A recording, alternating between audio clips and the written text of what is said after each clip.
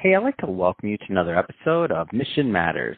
My name is Adam Torres, and if you'd like to apply to be a guest on the show, just head on over to missionmatters.com and click on Be Our Guest to apply. All right, so today I have Jason Greer on the line, and he's founder of Greer Consulting, Inc., and we're going to talk about, really talking about diversity training, and also why it's important for companies to think about this. First off, Jason, welcome to the show. Hey, thanks for having me. All right, Jason. So again, excited to get into today's topic and really to see how your firm is making a difference, and also, some of the response and feedback that you've gotten from your work in the training arena. I know you've gotten quite a bit of traction, and I know that's for a reason, no doubt. So excited to go into that. But before we do, we'll start this episode the way that we start them all, with our Mission Matters Minute. So, Jason, we at Mission Matters amplify stories for entrepreneurs, executives, and experts. That's our mission. Jason, what mission matters to you? Just really getting the message out there that, at the core of our philosophy for Greer Consulting, Inc., also called GCI, is that people work for money, but they'll die for respect and they'll die for recognition. But helping executives understand that how you want to be respected might be light years different than how the people who work for you want to be respected. Just on the same time, how you want to be recognized might be completely different than how they want to be recognized. And it's our goal to make sure that we're bridging that gap between companies and the people who really drive the company's bottom line, which are the employees. That's awesome, Jason. I love bringing mission-based individuals on the line to share why they do what they do, like what excites them and gets them into the marketplace to make a difference. So great having you on. And I think just to start off this interview, maybe let's go a little bit further back into your career. I mean, how did you get on this path to really helping companies with diversity training? That's a great question. So I'm a former board agent with the National Labor Relations Board, and that's where I really got my firm understanding of sort of the legalities that are surrounding companies that are non-union versus unions that were seeking to represent them. So I eventually became a labor relations consultant, founded my company in 2005. And what I started to see, as we were pulled into these situations in which employees were considering unionizing, or there were complete breakdowns from an employee relations standpoint between managers and employees, what I started to notice from, say, 2005 to maybe around 2011 was a gradual changing of workplace dynamics, not just in terms of, the social drivers such as race, gender, and other things of that nature, but also what employees were seeking versus what employees had sought in the past. Now we're starting to hear more employees talking in terms of wanting more of a work-life balance. We were starting to see more employees of color who were actively taking steps toward talking to their organizations about what it means to be an employee of color for their specific organization, and how they were seeking opportunities to grow within the organization. But it was often difficult for them to imagine that growth because they didn't see executives that looked like them, that were not necessarily representative not only of the employee base, but also the customer base that they service. So really, this came as a result of a direct need that you can talk to managers all day long about what it means to respect and recognize and listen, and all of the soft skills that are critically important to being a manager. But there was that other component of, look, if the only people that you ever deal with are people who look just like you in your personal life, and then you come into your professional life and you have no frame of reference for dealing with people from a diverse background, then that's an issue.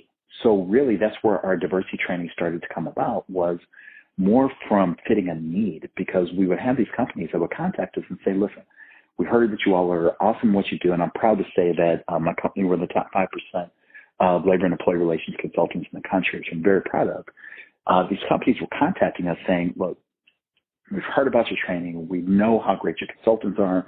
We know about the wonderful work that you do, but do you offer diversity training? And we're not just talking about diversity training for the perspective of come in, make us feel guilty because we're white, right?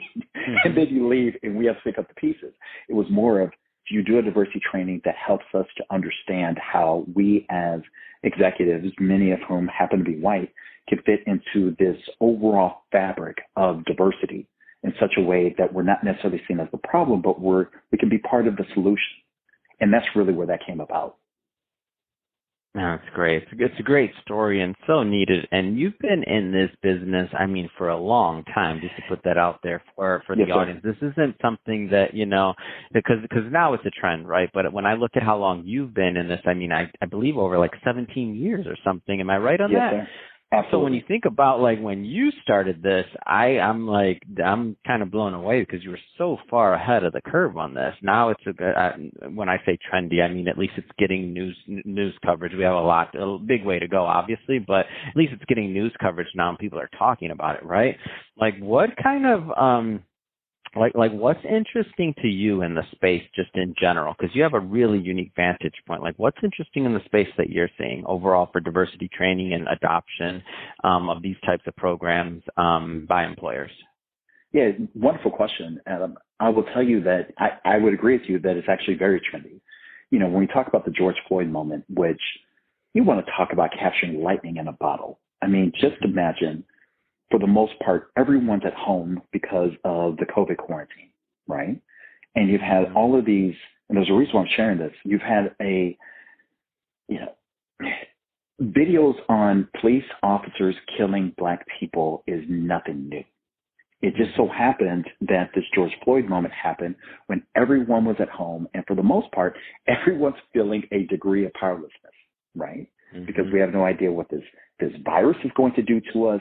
People aren't able to go to work. You're scared to go outside. You're scared to go to the grocery store. It was one of those, and when I talk about catching lightning in a bottle, and my heart goes out to George Floyd, I've cried, both my wife and I have cried many a tears as a result of what happened to him, especially the pain that his families felt. It was one of those rare moments when you consider what a minority is, right? And we're going to talk about from a sociological standpoint. The very definition of a minority is anyone who is socially, politically, and economically disenfranchised. That's a minority, right? That generally does not fit when you talk about white America in terms of the majority, right? Yet in that moment, when we're all at home, we all kind of felt like what it was to be a minority because I don't have any power. And that, there are forces above me who are dictating how my life is going to be. The reason why I bring that up is because now you have a degree of empathy for what George Floyd went through in that moment, and everybody's watching that, right? So what did we see? We saw companies and organizations who were putting out these, mission statements on Black Lives Matter, these mission statements on prizing diversity. You watch just the gradual browning of corporate websites, right? Where all of a sudden it was like, okay, let me go to, Photoshop.com or whatever it is, where you can get, free photos, and let me find folks who I could put on my website to say that I prize diversity. So diversity did become trendy because that's what people were talking about. Now, what I'm going to tell you is interesting to me is how we're talking about diversity, but we're not talking about diversity. And here's where I'm talking about the distinction. How we look at diversity in terms of a company is that it's not enough to talk about those social drivers. It's not enough to talk about race, gender, the things that you can see that pass the eyeball test. Because diversity in itself is so much deeper. In order for me to get you, Adam, to understand my perspective, we have to find a point of commonality. The point of commonality that we all have is our brain. So when we talk about diversity, we talk about diversity more in terms of what is the story that's going on in your brain as it relates to the outside world.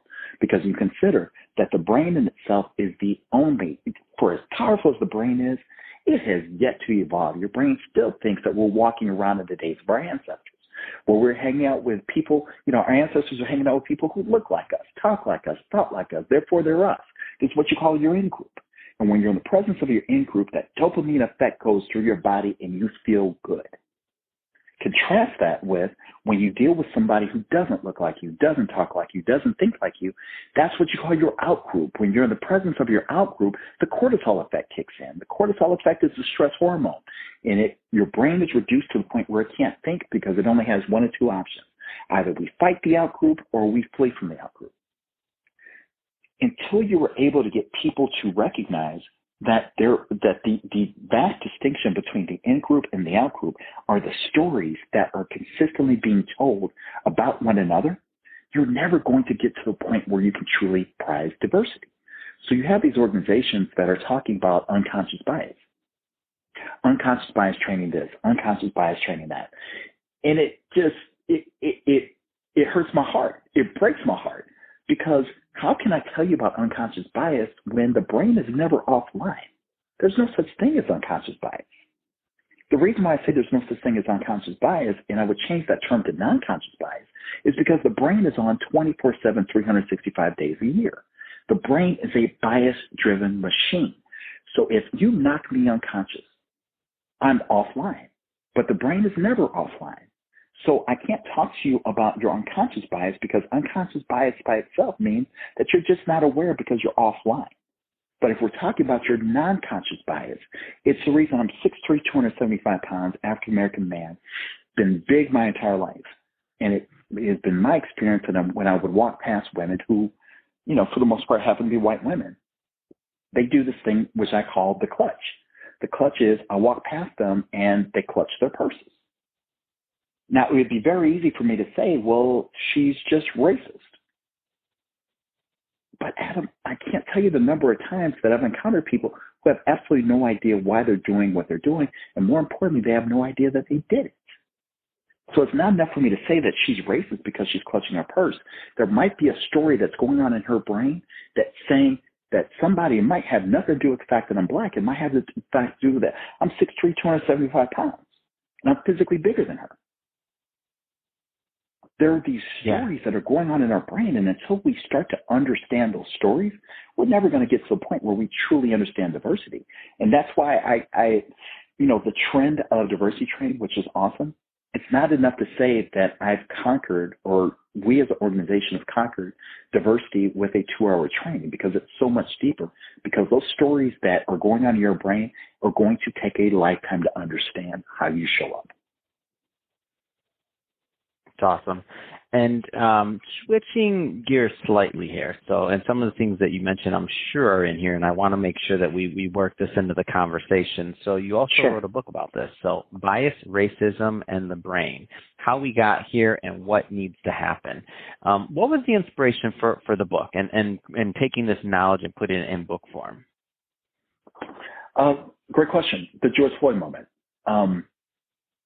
It just so happened that when that moment happened, and I'm going to sort of speak across the board because I heard this from a number of African-American friends and associates and going down the line, that we were one of millions of people who, when the George Floyd moment happened, so many of our white friends and our non-black friends were contacting us, asking what could they do to engage in a conversation around how we can become more of a colorblind society, or people expressing just complete shock that something like this happened. When I say something like this, I'm talking about former Officer Derek Chauvin assassinating George Floyd. And I was left with this question of, what can I do? Because I have all of this knowledge, I have all these things that I've done, but what can I do to advance the conversation? And so I remember, I'll never forget contacting my co-author, Phil Dixon, who is one of my closest friends, and he also happens to be one of the foremost authorities on the neuroscience of leadership, basically brain-based leadership. And I said, Phil, I'm going to throw out a wild idea, and you tell me if it's plausible. Now, what if we took my experiences, the experiences that I've had as it relates to race and racism in America, and we blended that with what we know about the brain? Because it's one thing to read about my experiences, but it's another thing to, take people who've not necessarily gone through that, but to take people through the story in such a way that it also applies to their life. Because you might not know, look, I was a victim of cross burnings when I was 17 years old. And we were talking 1991, the Knights of Ku Klux Klan, also known as KKK, burned crosses in protest of my family. I was age 18 when a group of white men threw a bottle of urine, and I only knew it was urine because it got in my mouth, at me and basically told me to go back to Africa, right? I was a freshman in college, home for spring break, going through this. So you might not necessarily have gone through those extremes, but we all know what it's like to feel ignored at some point. We all know what it's like to feel a bit disenfranchised at some point. We all know what it's like to have your heart broken at some point. So what we did was we started with this simple concept, and I say simple, but that's kind of how it felt. The simple concept of how do we advance this conversation, but advance this conversation in a way that people can wrap their arms around it. And we ended up writing Biased Racism in the Brain, and we really hoped to be able to pass this out to a couple of clients, maybe pass it out to a couple of church groups, or anybody who might be interested in having that conversation. And I'm shocked and amazed and highly blessed that the book ended up being a #1 Amazon bestseller, and it is now an international best-selling book. So that's really how it came. The book came as a result of what can we do to further this conversation, but to further this conversation in a way that we're not pushing people away, but we're bringing people into the conversation. That's great. And I understand that you're also a podcaster. Is this right? I love bringing podcasters on the line. I am. Not gonna let you get out of here without that. Come on, man. Tell us about the podcast. Can't let you do that. No worries, man. So one of the things that I'm known for in the industry, my nickname is the Employee Whisperer. And I wish that I can say that I created that, but I didn't. I just one day got a call from a company saying we're looking for the Employee Whisperer. I thought they were making fun of me, and I just found out that people within the industry, that's what they refer to me as, and they just never told me that that's what they call me. And really that comes from my ability to, you can put me in any situation, and my consultants as well, but you can put me in any situation with any demographic of, employee base, and I'm going to understand where they're coming from. And the secret behind understanding where they're coming from is I just take the time to listen intentionally. And then taking that back and sort of translating that to the executives from the perspective of it's not enough to give people money, but you got to give them your time. You got to give them your attention. So what the Employee Whisperer podcast is really an outgrowth of that, is taking people through, what it's like for me as a consultant. What am I seeing in terms of workplace trends? And we hit news and noteworthy on iTunes, I want to say maybe about a month ago. So it's been a great ride, man. Fantastic. Well, Jason, first off, I can talk to you all day about this. I mean, it's just been great to connect with you, to connect with your brand, and I love helping people promote books, especially when they're great books that need to be read and that need to get out there. So that being said, I'm going to make sure to put all the links and all that good stuff to the book, to everything else in the show notes, and make sure that I'd love for my audience to go over there and pick up a copy of, first off, Biased Racism and the Brain, how we got here and what needs to happen. So definitely for the audience, go pick up a copy of that. But if somebody's listening to this and they want to connect with you and talk more about your consulting and just follow your journey in general, I mean, what's the best way for people to do that? Oh, wonderful question. You can go to my website, hiregci.com. I'm very, very good on getting back to people within 24 hours. Blessedly, we get hit by a number of requests, so just bear with me. You can follow me on Twitter. I'm not that big of a tweeter, but I do enough, at Labor Diversity, and definitely on Instagram, Jason.Greer. I'm proud we're over 10,000 followers at this point. We just started Instagram. I just started my Instagram account, I want to say maybe about a year ago, so it's been tremendous growth relative to where we were before. As well as on LinkedIn, you can find me, Jason Greer. Contact me. I love talking to folks. And I won't try to upsell you on anything. I just love the conversation. Fantastic. Well, Jason, again, awesome having you on the show. And to the audience, as always, appreciate you tuning in. If this is your first time tuning into a Mission Matters episode, just to let you know, we're a platform that's all about bringing on entrepreneurs, executives, and experts and having them share their mission, why they do what they do, like what gets them fired up to go out there and to make a difference. If that's the type of content that sounds interesting to you or engaging or something you like to participate in, definitely hit the subscribe button. We invite you to do that because we have many more mission-based individuals coming up on the line, and we don't want you to miss any of that. And Jason, really, it has been a pleasure. Thanks again for coming on the show. Hey, thanks for having me, Adam. You have an awesome show, wonderful host. So thank you.